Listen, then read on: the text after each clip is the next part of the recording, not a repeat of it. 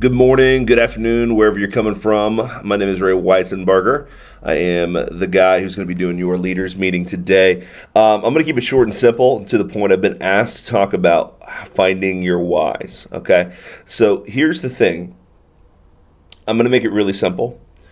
I think a lot of times as leaders, especially when we're new and we don't know what's going on and we don't really know too much about the business and where it's going and where you fit into that, I think a lot of times we get lost in the fray and we think that we have to have this amazing 12-step, 10-year plan through the business to get where we need to be.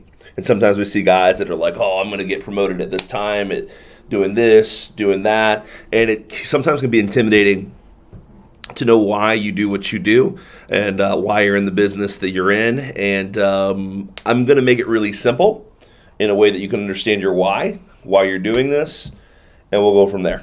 Cool. So here's the deal. I'm going to tell you a little story. I don't know if you've ever heard this one before, but it involves a rat. And this rat happens to be running around New York City, and he stumbles across these four turtles, and they're submerged in this ooze and they can't really get out of it at all. This rat feels bad for him, gets him out of the ooze, gets knee deep in it, saves these turtles, and treats them as his sons. And what he finds, and a couple days later, they've mutated into these things called the Teenage Mutant Ninja Turtles, and he himself is mutated into this like human rat hybrid thing.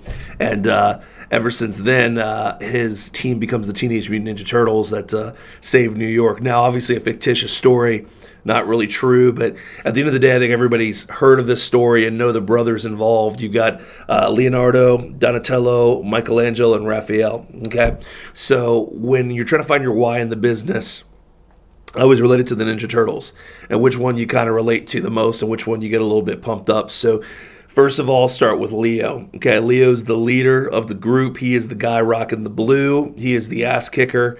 He is the leader extraordinaire. He is the guy that wants to lead no matter what. He always just wants to do things by the book and get where he needs to be, ultimately leading the Turtles to victory. So here's the deal. I describe this guy in the business as the guy who, when you were listening to the lunchtime breakdown, you kind of ignored everything that was said to you. The only thing that really stood out to you in the lunchtime breakdown was the fact that you could be an owner in the next year and a half. You got pretty excited about it, and you're very focused on getting promoted. Like, I have to get promoted. That's what it's all about. I want to lead people. You get juiced up by leading others. You get fired up by leading meetings. You get fired up by high roll in the office. You get fired up by people coming to you and saying, hey, Leonardo, who are you? What are you doing? How do I get better? You're that guy. And that's okay. It's a very normal trait in this business. I was very Leonardo-esque in the middle of my management training program. And when I'm talking about these guys, you can change at any given time, but I need you to understand your why. So at the end of the day, your why may be the fact that you just want to lead and you want to guide people and you want to help them get better. Okay?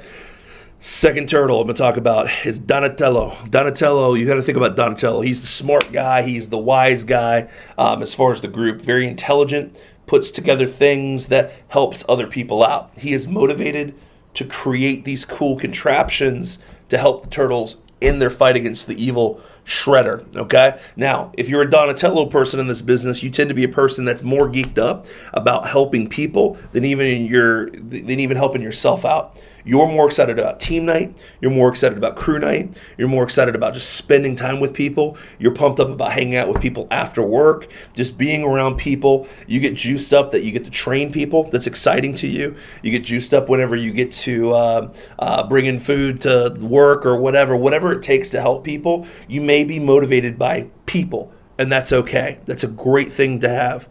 We need this in this business. And the cool thing about being a business owner, even if you're not really jacked up about being promoted or jacked up about a lot of money, you may be jacked up about helping people improve their lives, and that's what Donatello is all about. So if you seem to relate to Donatello really well, that's probably a guy that's going to be really good. That's probably a good why for you in this business. Okay. Third guy, Raphael, the guy rocking the red. He is the badass. He's pissed off. He likes to win. He likes fighting. He likes getting after it. This is the guy who's massively competitive in our business. I'm talking about sales guy. He goes out and high rolls the office. He is easily making $1,000 a week.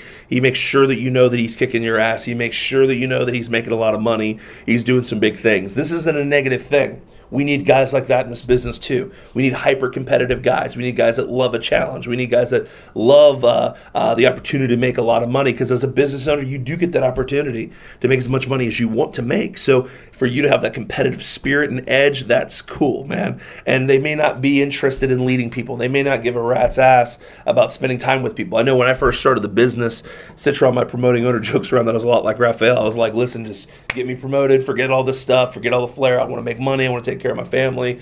I really don't want to spend time with people. I'm not massively interested in leading people, but I just want to compete. I want to make a lot of money. And that may be you, and that is okay. All right, that may be your why.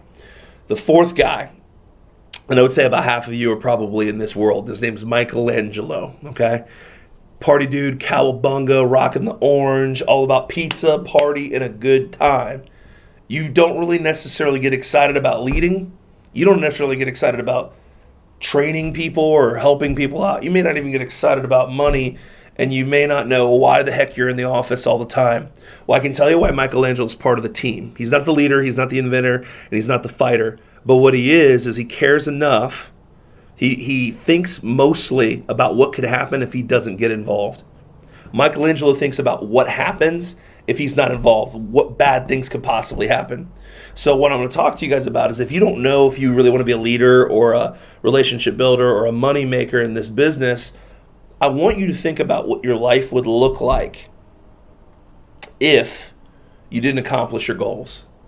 I want you to imagine your life in a 9-to-5, making 30, the average is just $30,000 a year, living broke, not, barely living paycheck to paycheck, barely getting ahead, barely going where you need to be.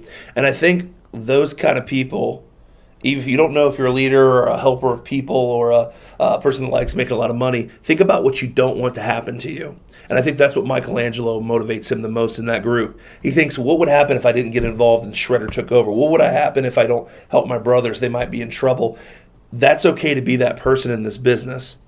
We need people that are just may not know what direction they're going, but really don't want anything bad to happen down the road. And if you start there, you're going to be in a good spot. Let me give you an example. Do you want to go to jail? Consensus is probably no. Do you want to be broke the rest of your life? Consensus is still probably no. Do you want to fail in life? Consensus is probably no.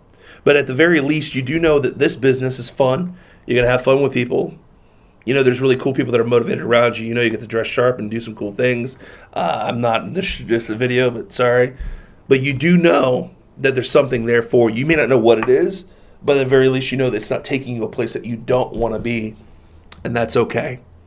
So guys, here's the deal. I'm not going to spend a whole lot of time of really explaining what your why needs to be, because it could be anything. It could be a wide variety of different things that motivate you. If you're the Leo type, you just may be motivated by the idea of becoming a business owner, having the autonomy to control something, to do big things. You may be a Donatello that all you care about is helping other people out, and that's okay. Zig Ziglar talks about, if you want to be a millionaire, you got to help out 100 people with their goals. If you do that, you'll hit yours.